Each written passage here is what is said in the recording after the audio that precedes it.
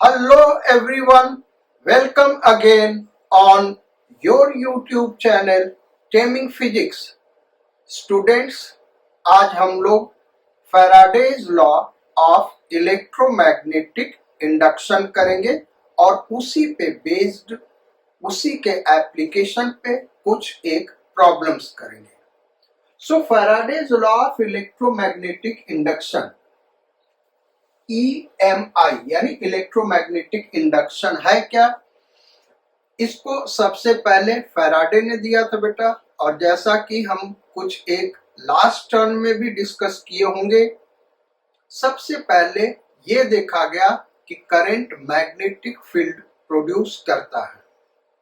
तो दुनिया भर के साइंटिस्ट्स ने ये सोचा कि अगर करंट मैग्नेटिक फील्ड प्रोड्यूस करता है तो by symmetry of nature magnetic field भी करंट प्रोड्यूस करना चाहिए, और इसके डिस्कवरी में लग गए. लेकिन सबसे पहले सक्सेस पाया फैराडे ने. फैराडे ने एक सिंपल एक्सपेरिमेंट किया था. यहाँ पे एक लूप ले लेते हैं और उन्होंने इसको एक गैल्वेनोमीटर से कनेक्ट कर दिया. किससे कनेक्ट कर दिया भाई? गैल्वेनोमीटर से करंट डिटेक्ट करने के लिए कि इसमें करंट फ्लो कर रहा है कि नहीं. अब चूंकि मैग्नेटिक फील्ड से करंट पैदा करना था, तो मैग्नेटिक फील्ड का सोर्स एक बार मैग्नेट उन्होंने ले लिया.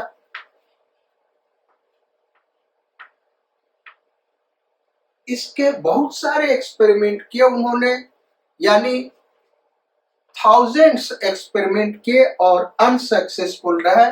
लेकिन बाय चांस उन्होंने एक बार डिटेक्ट किया कि जब इस बार मैग्नेट को इसके नजदीक ले जाते हैं या दूर ले जाते हैं तो गैल्वेनोमीटर डिफ्लेक्शन शो कर रहा है, यानी यहाँ पे करंट फ्लो कर रहा है.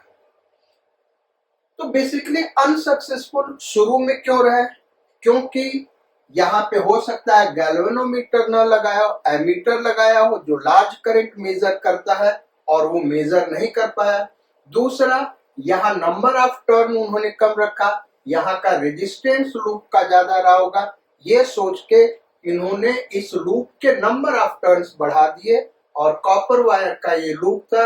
बार मैग्नेट को जब तेजी से इधर ले जाए या इससे अवे ले जाए तब ये करंट डिटेक्ट हुआ. अब करंट फ्लो करने का मतलब कि इसमें ईएमएफ इंड्यूस हुआ होगा. सो उन्होंने ईएमएफ के लिए एक फार्मूला दिया, उसी को हम कहते हैं लॉ ऑफ इलेक्ट्रोमैग्नेटिक इंडक्शन.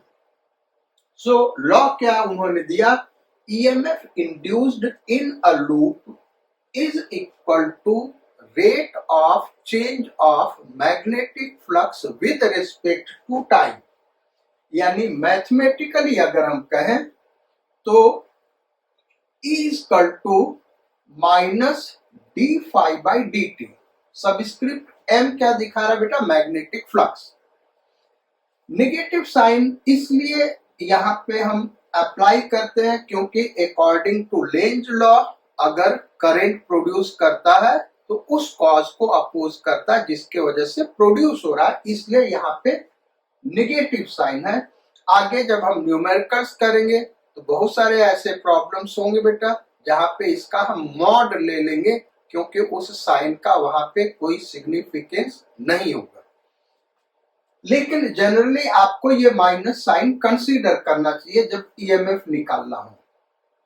तो EMF induced in a loop is equal to rate of change of magnetic flux with respect to time. यहाँ पे is equal to negative of कर लो बेटा, is equal to negative of. ये correct है एकदम. Definition इस फार्मूले के अकॉर्डिंग हो गया. EMF induced in a loop is equal to rate is equal to negative of rate of change of magnetic flux with respect to time. कौन सा मैग्नेटिक फ्लक्स बेटा? जो उस लूप के थ्रू पास कर रहा है.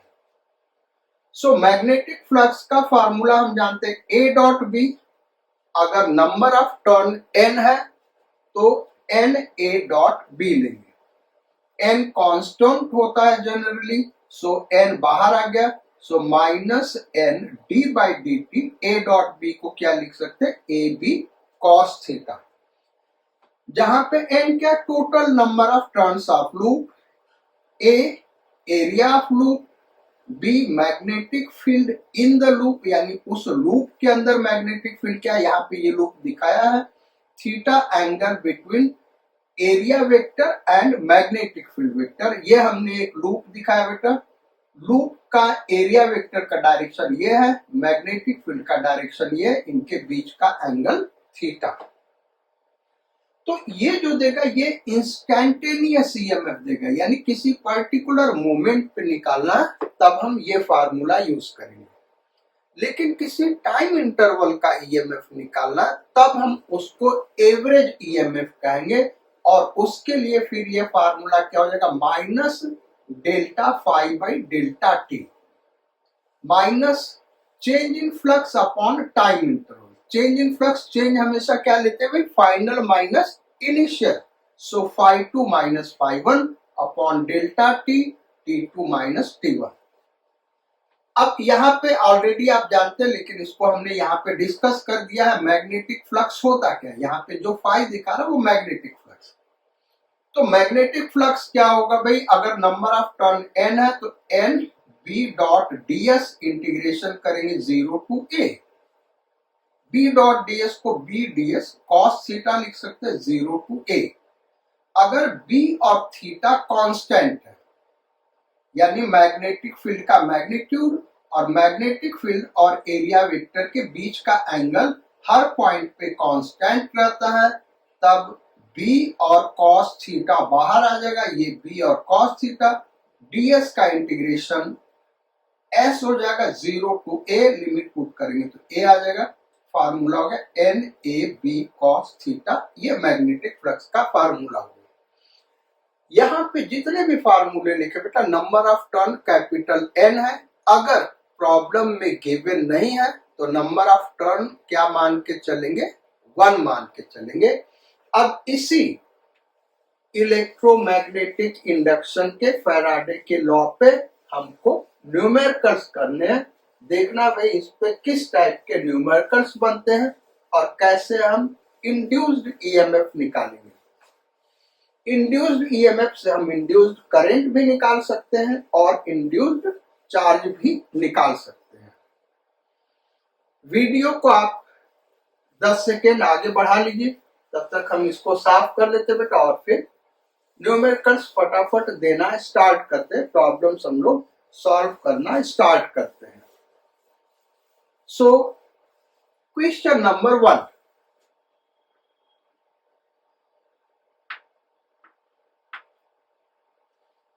किसी रीजन में यूनिफॉर्म मैग्नेटिक फील्ड 2 टेस्ला का और यहां पे एक सर्कुलर लूप रखा हुआ इस तरीके से, इसी मैग्नेटिक फील्ड के प्लेन में सर्कुलर लूप रखा हुआ है, area of loop is 4 metre square,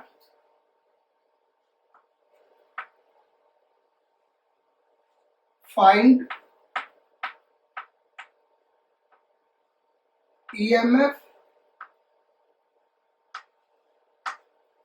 induced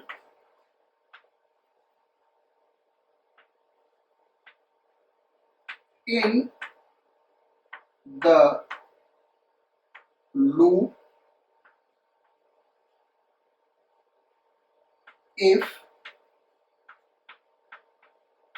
it is rotated, यानी turned, rotated by 90 degree about first question, its axis.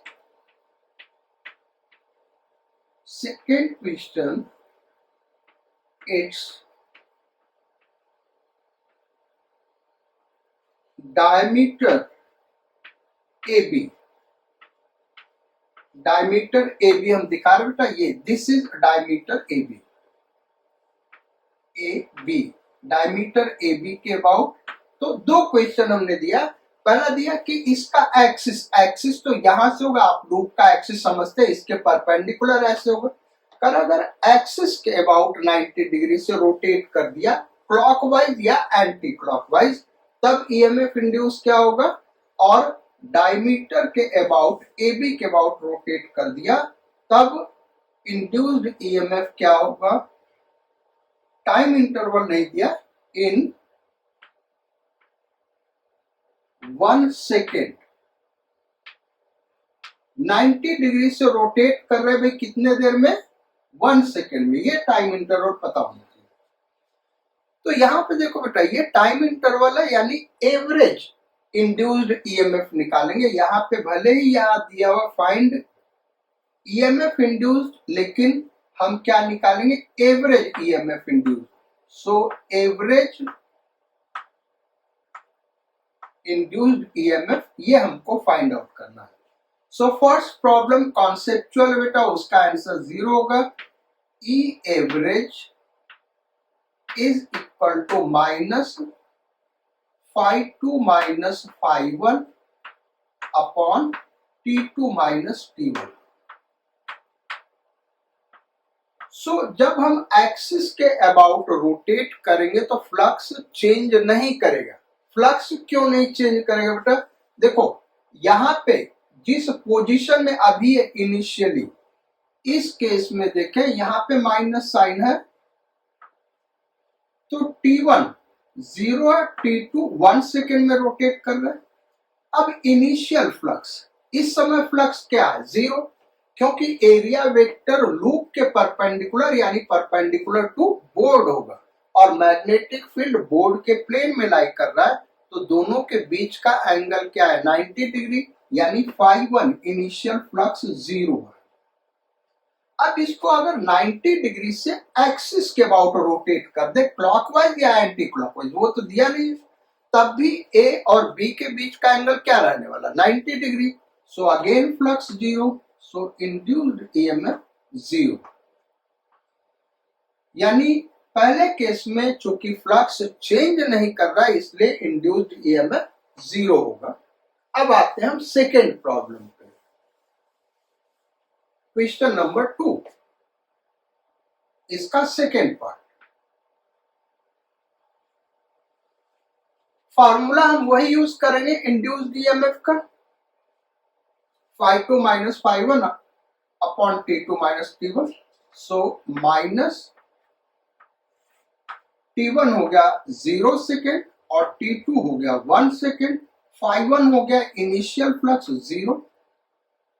अब फाइनल फ्लक्स क्या होगा, अगर AP के अबाउट 90 डिग्री से रोटेट कर देंगे तो जो एरिया वेक्टर है वो मैग्नेटिक फील्ड वेक्टर के डायरेक्शन में हो जाएगा।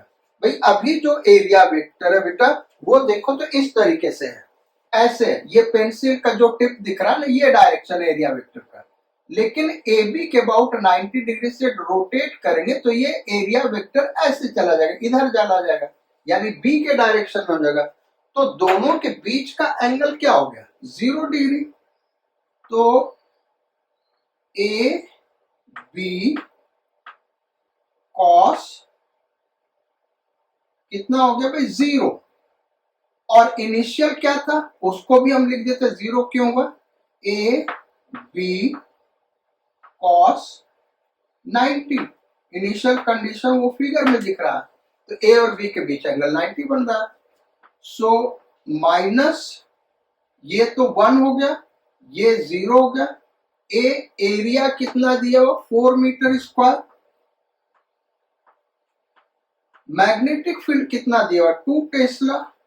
कॉस 0 कितना हो गया, 1 हो गया, माइनस 0 अपॉन ये 1। So it is minus 8 volt. ये होगा हमारा average induced EMF second part का। नेक्स्ट क्वेश्चन करते हैं।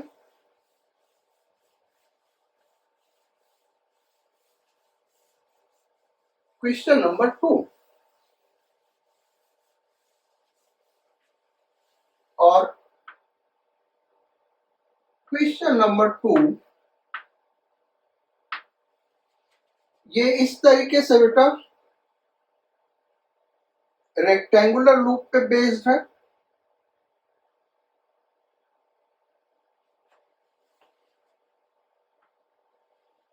एक रेक्टेंगुलर लूप है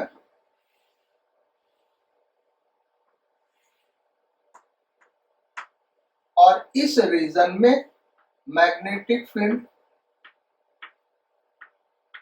इस तरीके से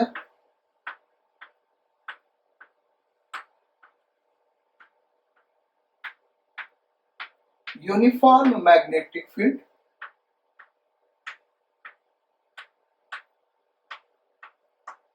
B is equal to cross magnetic field है 0.5 Tesla.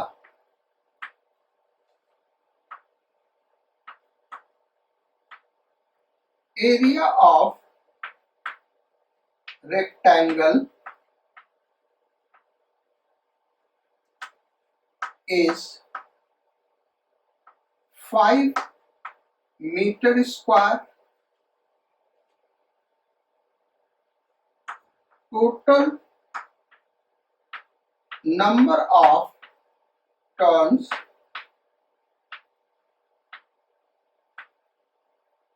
is 500 and resistance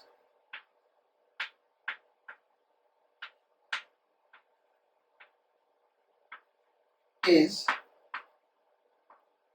10 ohm. Find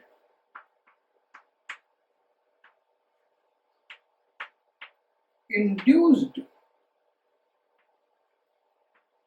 current, बल्कि एवरेज इंड्यूस्ड करंट लिख लो बेटा। Find average induced current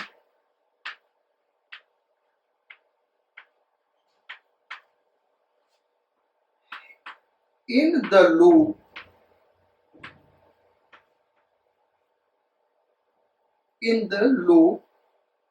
if it is rotated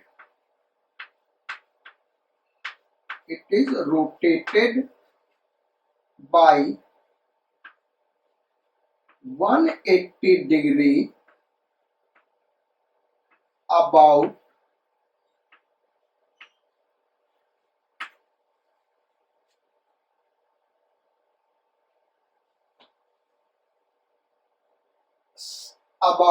line AB। ये लाइन AB है, इसके अबाउट 180 डिग्री से rotate कर दें। If loop is rotated bye 180 degree about line AB in 0.5 second. 0.5 second में 180 डिग्री से इसको रोटेट कर दिया लाइन AB के अबाउट, तो इसमें एवरेज इंड्यूस्ड करंट क्या होगा। सो पहले हम E एवरेज निकाल लें। Is equal to -n delta phi यानी φ2 minus φ1 upon T2 minus T1, जहां φ2 और φ1 बेटा एक टर्न का फ्लक्स है तो n टर्न्स होंगे तो ये हो जाएगा।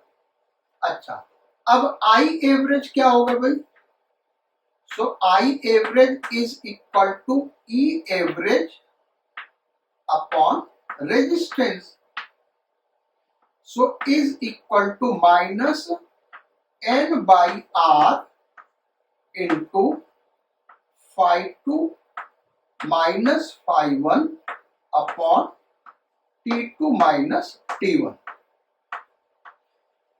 पिछले क्वेश्चन में नंबर ऑफ टर्न नहीं दिया था तो 1 ले लिया, यहाँ पे नंबर ऑफ टर्न जो दिया होगा वही लेंगे बेटा। तो is equal to minus number of turn कितना दिया होगा 500, सो 500 रेजिस्टेंस कितना दिया हुआ भाई 10 ohm, so 10 ohm into time interval 0 to 5 second, so 0 to 0.5 minus 0, T1 0 गया, T2 0.5।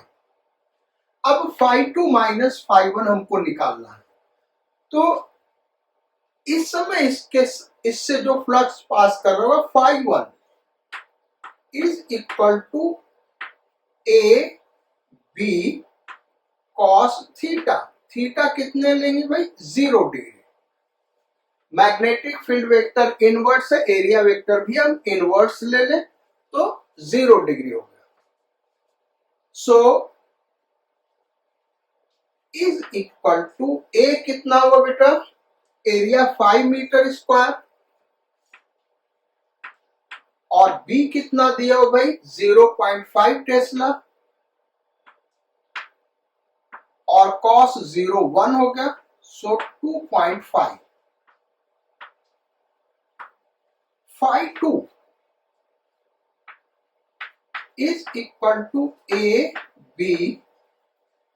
पहले ए और बी के बीच का एंगल 0 डिग्री है। अब इस लाइन ए बी के अबाउट 180 डिग्री से रोटेट कर दे तो एरिया वेक्टर बाहर की ओर आ जाएगा। पहले एरिया वेक्टर हमने इनिशियली अंदर की लिया है, बाहर की ओर आ जाएगा, यानी एंगल कितना हो जाएगा 180 डिग्री, सो कॉस 180 डिग्री।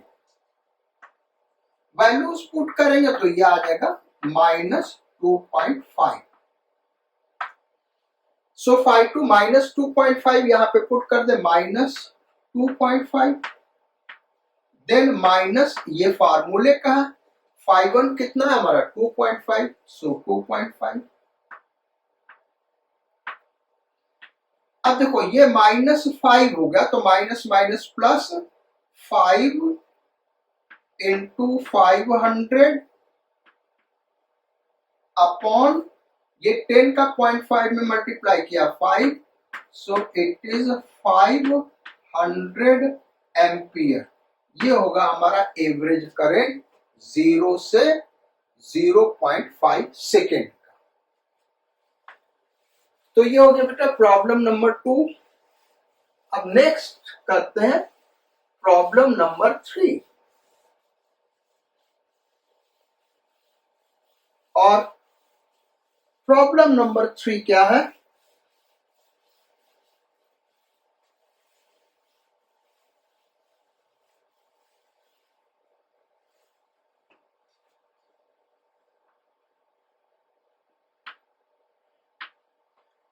एक रीजन में uniform magnetic field capital B है, so this is uniform magnetic field capital B, और यहीं पे एक सर्कुलर लूप है बेटा। सर्कुलर लूप का रेडियस आर जो कि टाइम के साथ चेंज कर रहा है, और मैग्नेटिक फील्ड क्या है capital B.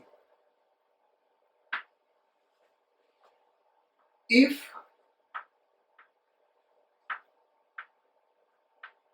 radius depends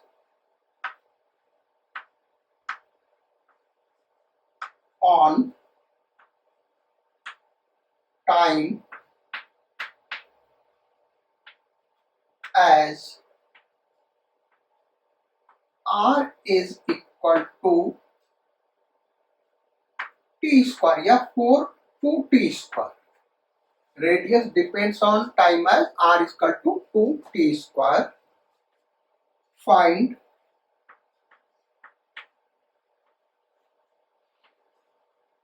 EMF induced in loop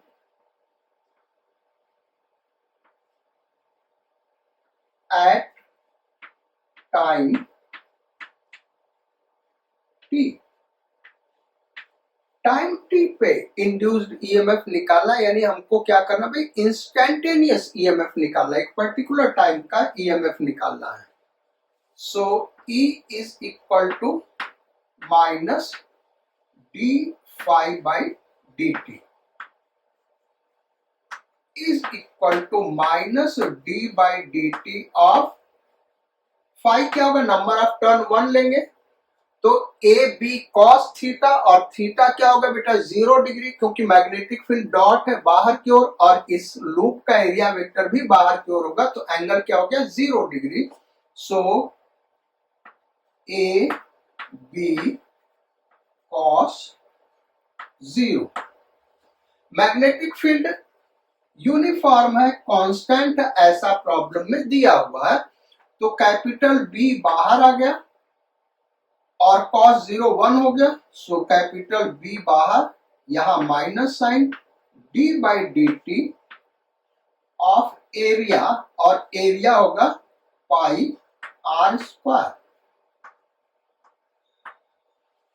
अब r कितना दिया बेटा 2t स्क्वायर, तो r का वैल्यू वहां पुट करेंगे, पाई कांस्टेंट बाहर, minus pi B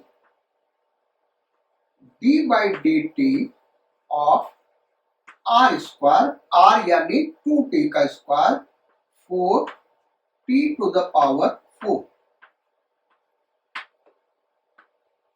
minus 4 constant बाहर, pi B d by d t, ये तो आपको आता हो गया, t टू द पावर 4 का डिफरेंशिएशन क्या होगा 4t क्यूब, सो 4t क्यूब। सो ये हो गया माइनस 16 पाई B T cube.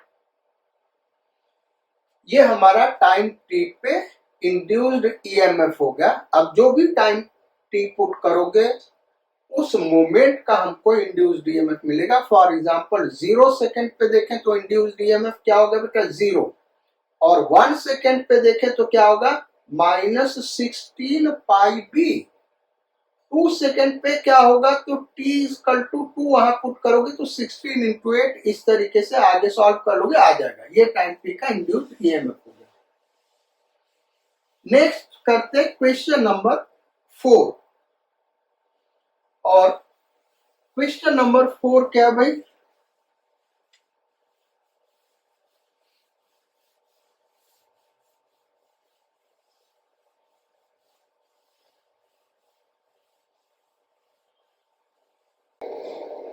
Question number 4, question number 4 क्या है भाई,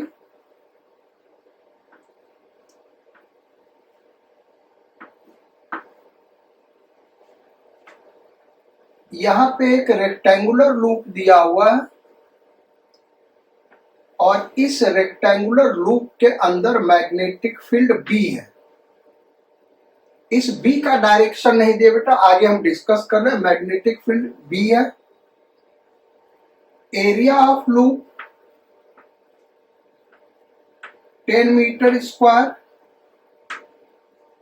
resistance of loop is equal to 2 ohm, magnetic field B is equal to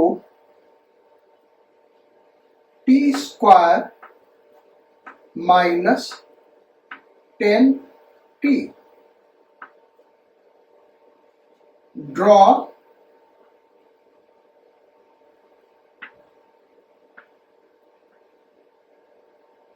current time graph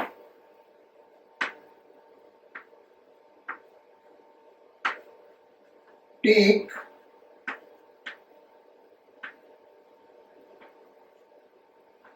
B positive outward,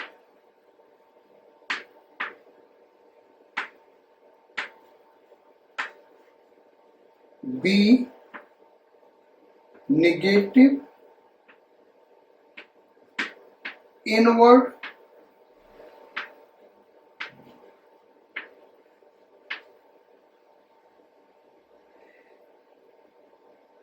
anti clockwise current,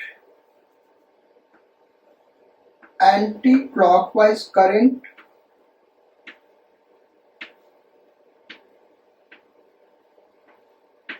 positive,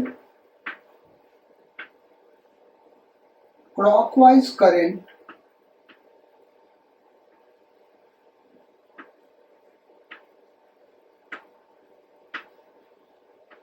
negative.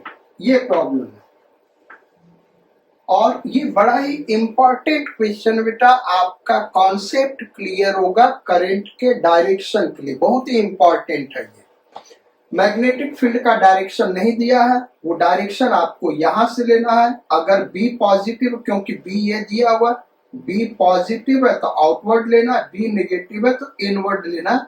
यहाँ पे जो magnetic field है वो Tesla में है और टाइम सेकेंड में, ध्यान रखना भाई, टी इज इन सेकेंड। तो अब इंड्यूस्ड ईएमएफ हम निकालें तो E is equal to minus d by d t of magnetic flux, और वो क्या होगा, a B cos theta. So is equal to minus d by dt of area कितना दिया हुआ 10, मैग्नेटिक फील्ड कितना दिया बेटा टी स्क्वायर माइनस 10t, और थीटा 0 लेंगे, एरिया वेक्टर आउटवर्ड है और मैग्नेटिक फील्ड अगर इनिशियली देखें तो इनवर्ड होगा। इनिशियली हम देखें तो मैग्नेटिक फील्ड इनवर्ड होगा, ये टाइम के साथ चेंज हो रहा है। देखो मैग्नेटिक फील्ड का अगर हम ग्राफ ड्रॉ करें टाइम के साथ बेटा, इस फील्ड का, मैग्नेटिक फील्ड का टाइम के साथ ग्राफ ड्रॉ करें तो ये पैराबोला का इक्वेशन है, और ये पैराबोला कैसा होगा भाई, इन्वर्टेड होगा। टी इक्वल टू 0 पे मैग्नेटिक फील्ड 0 है, इन्वर्टेड इस टाइप का ग्राफ बनेगा। टी इक्वल टू 10 सेकेंड पे देखे तो फील्ड अगेन 0 है, बी को 0, देखो यहाँ पे b is equal to t square minus 10t। अब बी को 0 पुट कर दो तो t इक्वल टू 0 आ गया और t इक्वल टू 10 सेकेंड आ गया। इन्वर्टेड पैराबोला बनेगा, इस टाइप का ये ग्राफ बनेगा मैग्नेटिक फील्ड का।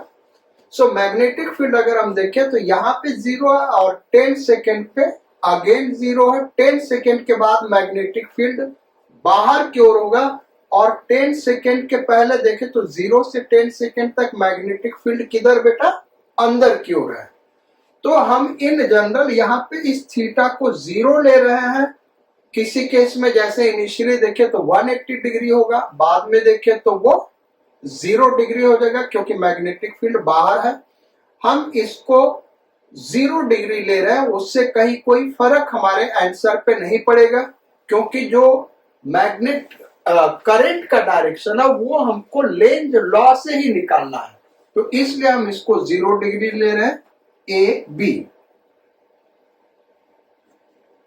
सो इज इक्वल टू, ये हो गया माइनस साइन बाहर है, 10 कांस्टेंट, इसका डिफरेंशिएशन 2t टी स्क्वायर का, और माइनस 10t का डिफरेंशिएशन 10। सो कितना आ गया भाई, माइनस 20t प्लस 100। अब करंट I देखें तो करंट I क्या होगा, E अपॉन R। E क्या है भाई, ये हमने निकाला अपॉन आर कितना दिया हुआ 2 ओम, तो ये हो गया -10t प्लस 50, यही हो गया ना भाई। 2 से हमने डिवाइड कर दिया तो ये हो गया -10t plus 50।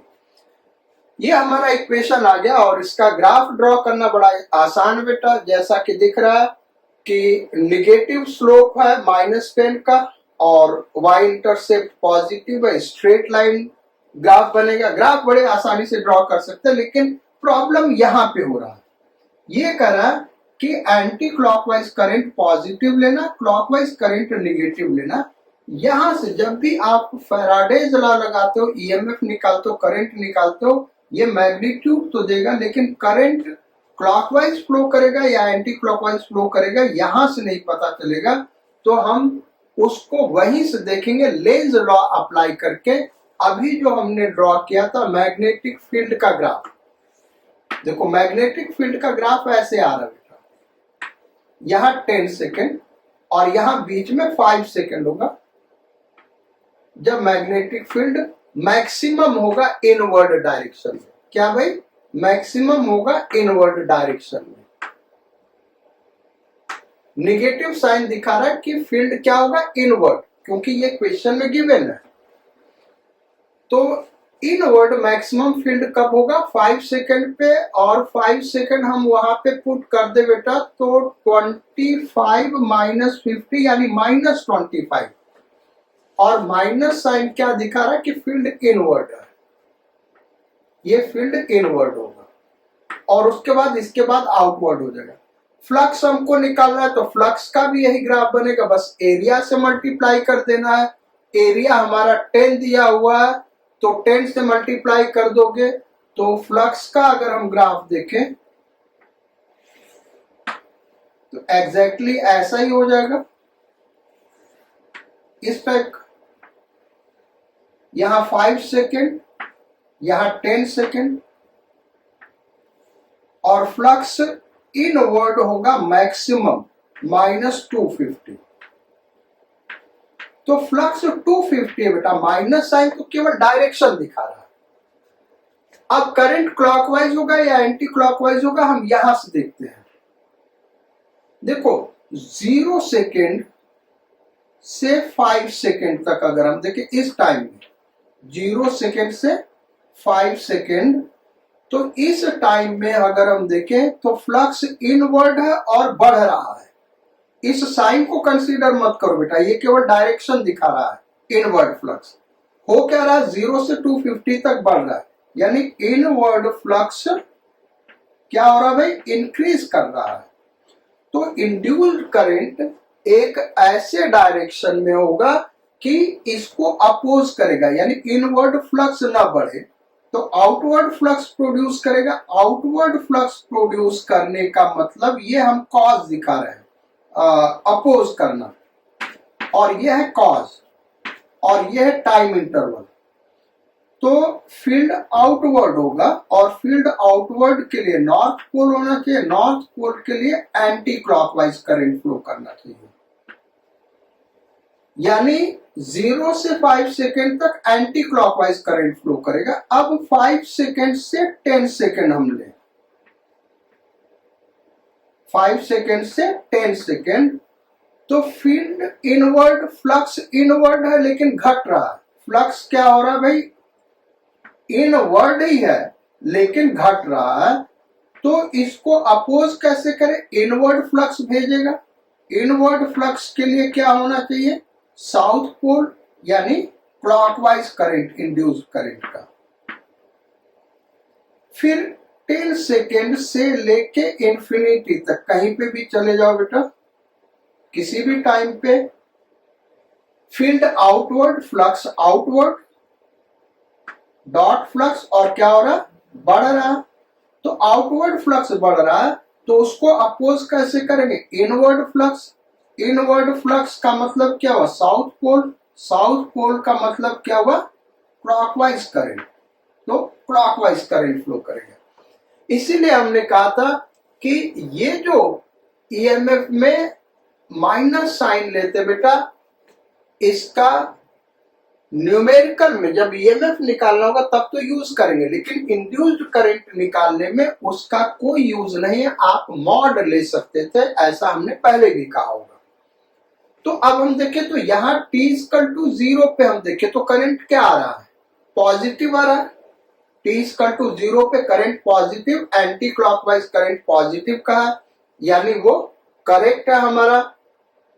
t equal to 5 second के बाद हम देखें, 5 सेकेंड के बाद का कोई भी टाइम देखें तो 5 सेकेंड के बाद कोई भी देखें तो क्या आ रहा है, नेगेटिव आ रहा है, यानी क्लॉकवाइज करंट आ रहा है, तो वो करेक्ट दे रहा है।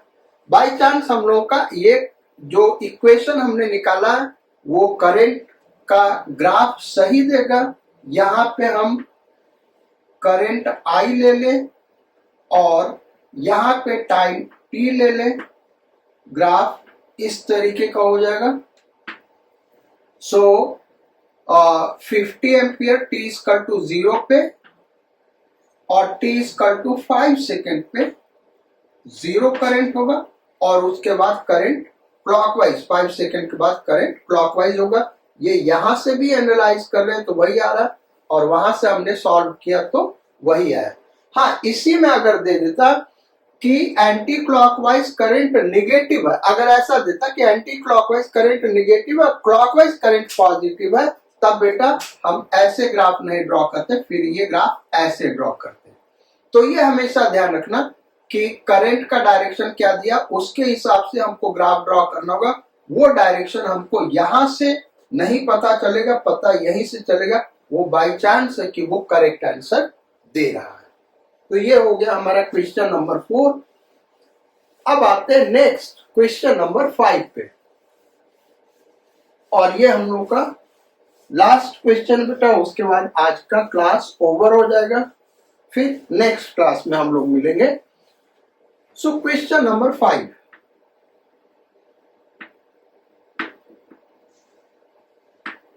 और क्वेश्चन नंबर 5 क्या, एक स्क्वायर लूप है।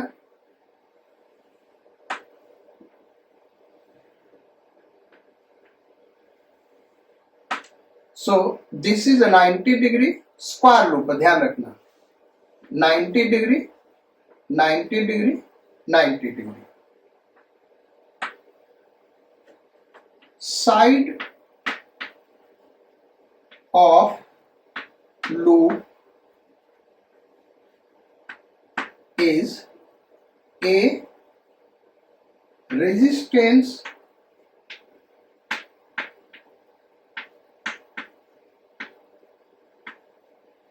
Capital R। इस कॉर्नर को यहां v वेलोसिटी से खींच रहे हैं और इस कॉर्नर को इस डायरेक्शन में v वेलोसिटी से खींच रहे हैं। इसको इस डायरेक्शन में v वेलोसिटी से खींच रहे हैं, इसको इस डायरेक्शन में v वेलोसिटी से खींच रहे हैं। यूनिफॉर्म मैग्नेटिक फील्ड इसके अंदर बेटा, और वो मैग्नेटिक फील्ड है कैपिटल B। क्या भाई, magnetic field capital B। Find first question, current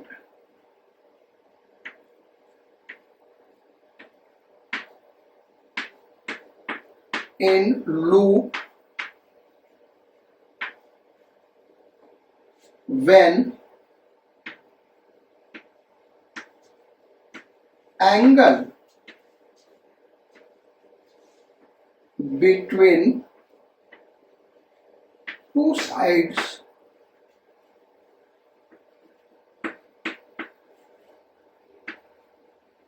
at corner A, ये कॉर्नर ए बेटा, A B C D,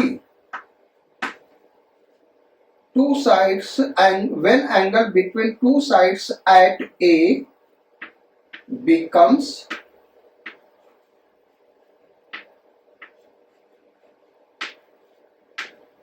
60 degree. एक तो ये बताना कि जब हम v वेलोसिटी से इसको खींच रहे हैं, यहाँ पे एंगल अभी 90 डिग्री है, जब 60 डिग्री हो जाएगा तब करंट इस लूप में कितना फ्लो कर रहा है, ये first question. Second question, charge flowing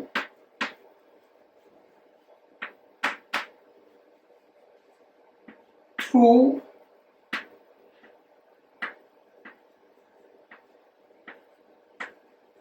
any one side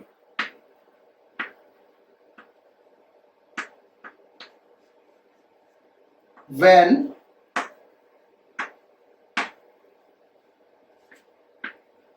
square loop becomes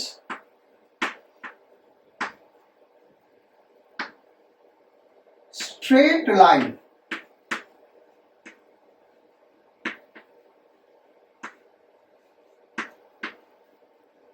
यानी कोई भी एक साइड ले लो, उससे कितना चार्ज फ्लो किया ये निकालना है। जब ये स्क्वायर लूप है स्ट्रेट लाइन बन जाए, स्ट्रेट लाइन बनने का मतलब क्या हो बेटा, ये एंगल जीरो हो जाएगा। ये इधर खींच रहे उसको उधर खींच रहे तो ये एंगल टाइम के साथ घट रहा होगा, तो ये अल्टीमेटली क्या हो जाएगा, जीरो हो जाएगा। तो उस केस में शुरू से लेके अभी से लेके t=0 से उस टाइम तक कितना चार्ज फ्लो किया ये हमको फाइंड आउट करना है। चलो तो करते हैं इस क्वेश्चन को। सेकेंड पार्ट तो इसका बहुत आसान है बेटा, फर्स्ट पार्ट थोड़ा टफ है, तो पहले हम सेकेंड पार्ट ही करते हैं क्योंकि सेकेंड पार्ट आसान है। सो इसका सेकेंड पार्ट क्या करा, हम क्या करेंगे, हमको निकालना है पहले इंड्यूस्ड ईएमएफ निकालेंगे, -φ2 -φ1 अपॉन T2 T1। तो φ2 क्या हो जाएगा भाई, फाइनली फ्लक्स क्या हो जाएगा, जीरो जब स्ट्रेट लाइन हो जाएगा। और इनिशियल फ्लक्स क्या हो जाएगा, ए बी कॉस थीटा, तो ए हो गया A square area of loop, magnetic field B uniform, theta zero ले लेंगे cos zero upon T2 T1 delta T time माने, T2 Tm कोई टाइम इंटरवल होगा। सो ये आ गया A square B upon delta T. Delta T हमको निकालने की कोई जरूरत नहीं है बेटा, वैसे निकाल सकते, बड़ा आसान है लेकिन उसका जरूरत नहीं। अब करंट क्या हो गया, I इक्वल टू, तो I इक्वल टू हो जाएगा E by R, resistance R दिया हुआ तो A square B by R delta T. ये बेसिकली आई एवरेज होगा, ये ध्यान रखना बेटा, एवरेज करंट होगा क्योंकि टाइम इंटरवल का निकालना है। और क्यू क्या होगा, कितना चार्ज फ्लो किया, तो average current into delta T. इसीलिए हमने कहा कि डेल्टा टी निकालने की कोई जरूरत नहीं है। सो आई एवरेज डेल्टा टी करोगे तो ये आ जाएगा ए स्क्वायर बी अपॉन आर। ये इस प्रॉब्लम का आंसर हो गया। बेसिकली ये H.C. वर्मा का क्वेश्चन है बेटा, अगर इलेक्ट्रोमैग्नेटिक इंडक्शन का प्रॉब्लम नंबर 13 देखना, एकदम एग्जैक्टली यही क्वेश्चन है। तो ये इसका आंसर हो गया। अब फर्स्ट पार्ट करते क्योंकि वो थोड़ा मुश्किल क्वेश्चन है, उसको कैसे सॉल्व किया जाए। तो फर्स्ट पार्ट दिमाग लगा के करा जाए बेटा तो कहीं कुछ नहीं है, वो भी कठिन सवाल नहीं है, थोड़ा सा मैथमेटिकल कैलकुलेशन उसमें आपको टफ लगेगा। हमको इंस्टेंटेनियस करंट निकालना है, जब ये 60 डिग्री हो जाएगा उस मोमेंट पे करंट क्या ये निकालना है। तो हम क्या करें कि किसी टाइम टी के लिए फिगर ड्रॉ करते हैं, तो ये कुछ इस टाइप का फिगर बनेगा, या हम अलग ही दिखा देते बेटा, फिर से हम फिगर को ड्रॉ कर देते। देखो जब लूप को हम खींच रहे हैं, मान लो किसी टाइम टी पे ये फिगर ऐसे बन रहा है,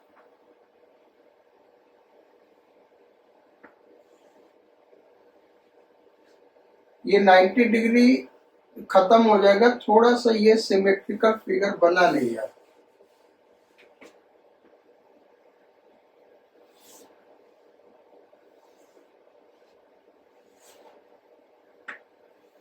ये ऐसे है, इसको ऐसे हम v वेलोसिटी से खींच रहे हैं और इसको इधर v वेलोसिटी से खींच रहे हैं। ये साइड A दिया हुआ है, मैग्नेटिक फील्ड B है, उसको हम दिखा नहीं रहे हैं। ये हो गया। यहां से यहां का लेंथ हम कैपिटल B मान लें और यहां से यहां का लेंथ कैपिटल या स्मॉल h मान लें। ये स्मॉल h या स्मॉल b, ये हो गया स्मॉल h और ये हो गया small b। So area of loop क्या होगा? ये चारों ट्रायंगल आइडेंटिकल होंगे, कोई भी टाइम टी लोगे बेटा आइडेंटिकल होंगे। ये एंगल थीटा माने, यानी उस टाइम टी पे ये थीटा एंगल है, तो ये भी थीटा एंगल होगा। यानी चारों ट्रायंगल का एरिया क्या होगा? सेम होगा। और एरिया सेम होगा तो पूरे लूप का एरिया क्या होगा? 4 times area of one triangle. Area of one triangle क्या होगा? Half into base into height. तो ये हो गया 2। अब बी बेस देखें तो ये ए है, तो बेस क्या हुआ? A cos theta. और एच क्या हो भाई? A sine theta. तो एरिया क्या हुआ? A square sine 2 theta. 2 sine theta cos theta क्या हो गया बेटा? Sine 2 theta. ये हो गया हमारा एरिया। अब induced EMF is equal to minus d by d t of phi. Phi क्या हुआ? A dot B. तो ए हो गया 2 साइन 2 ए, नहीं हाँ 2 ए स्क्वायर में, अच्छा 2 तो चला गया उधर, तो ये हो गया A square sine 2 theta. Magnetic field B दिया, कॉस 0 1 हो जाएगा। ये हो गया हमारा A dot B cos theta. Area A square sine 2 theta, magnetic field B cos theta. Theta angle between area vector and magnetic field vector, वो 0 हो जाएगा बाहर की। सो इसको डिफरेंशिएट करें हम टाइम के साथ, तो देखो ये ए तो चेंज नहीं करेगा, बी भी चेंज नहीं करेगा, थीटा ही चेंज करेगा बेटा। तो माइनस ए स्क्वायर बी, अब साइन 2 थीटा था ना, ये साइन 2 थीटा, साइन 2 थीटा का डिफरेंशिएशन हो गया कॉस 2 थीटा। फिर 2 थीटा का डिफरेंशिएशन करेंगे, वो आ गया 2, और फिर थीटा का डिफरेंशिएशन करेंगे D theta by d T, क्योंकि हमको टाइम के साथ डिफरेंशिएट करना है। तो ये क्या आ गया? Minus 2 a square b cos 2 theta d theta by d t. Equation number 1 क्या हो गया भाई? ये इक्वेशन नंबर 1। अब हमको D theta by d T निकालना बेटा। तो d theta by d T निकालने के लिए हम क्या करें? बी इज इक्वल टू क्या है? ए कॉस थीटा, और इसका टाइम के साथ डिफरेंशिएशन कर दें तो ये क्या हो गया भाई? D B by d t. ये क्या हो गया? D B by d t is equal to A cos theta का differentiation minus sine theta, cos theta का differentiation minus sine theta d theta by d t. और यहां से d theta by d t हम निकाल लें, ये क्या हो जाएगा, v हो जाएगा dp बाई dt। देखो ये v जिस रेट से बढ़ रहा होगा वही वेलोसिटी v होगा। So v is equal to minus a sine sine theta d theta by d t. यहां से d theta by d t निकाल ले बेटा, तो d theta by d t is equal to minus v upon a sine theta. Equation number 2, इसका value हम यहां पे पुट कर दें तो E इज इक्वल टू आ गया minus 2a² b cos 2 theta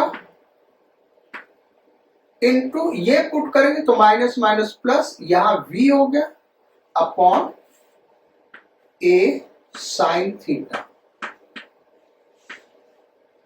एक ए कैंसिल आउट हो जाएगा तो E इक्वल टू क्या हो गया 2a b cos 2 theta v upon a sine theta. ये हो गया।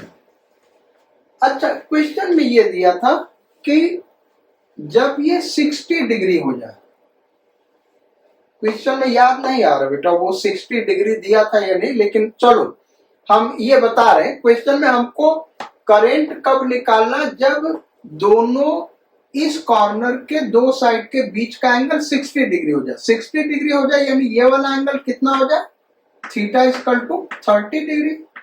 तो थीटा इक्वल टू 30 डिग्री यहां पे पुट कर देंगे तो ये आ गया 2a b कॉस थीटा 30 है तो कॉस 60 1/2 v अपॉन ए के तो कैंसिल आउट हो गया ना, तो यहां पे ए बचेगा साइन 30 1/2। सो ये कितना हो गया बेटा 2a b v। करंट कितना हो जाएगा ईएमएफ बाई रेजिस्टेंस, और रेजिस्टेंस कैपिटल आर दिया है तो 2a b v upon R, ये करंट हो जाएगा। So this will be current.